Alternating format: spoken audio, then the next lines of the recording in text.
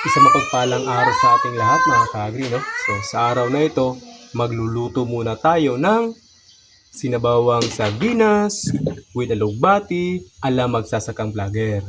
So yun muna yung gagawin natin sa araw na ito mga ka-agri. At di muna tayo magluluto ng pato sapagkat pararamihin muna natin. So ngayon, tiis-tiis muna tayo ng sardinas, okay? So tara, sabayan nyo ako. Kukuha tayo ng ating bida, ang ating alugbati. Tara! Alam nyo ba ang alugbati ay mayaman sa fiber na nakatutulong sa maayos na pagdumi at iwas constipation? Vitamin A para sa malinaw na paningin at healthy na balat.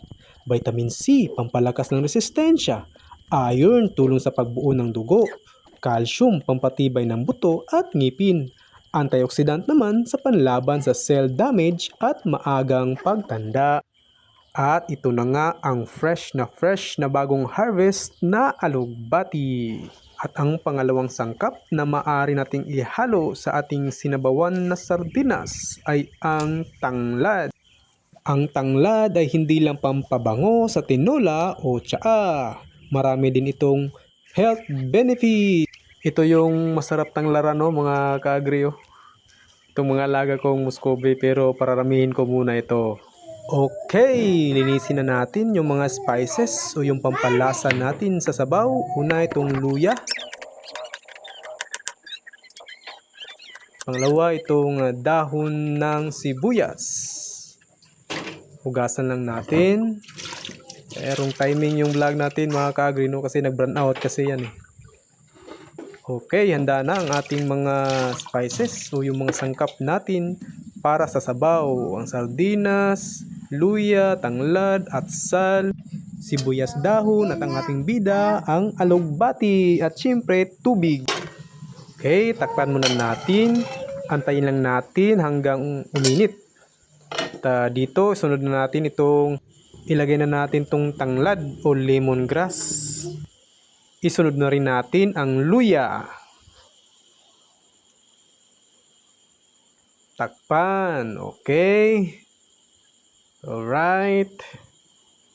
Buksan ulit natin. Yun, kumukulo na. Lagay na rin natin yung sardinas.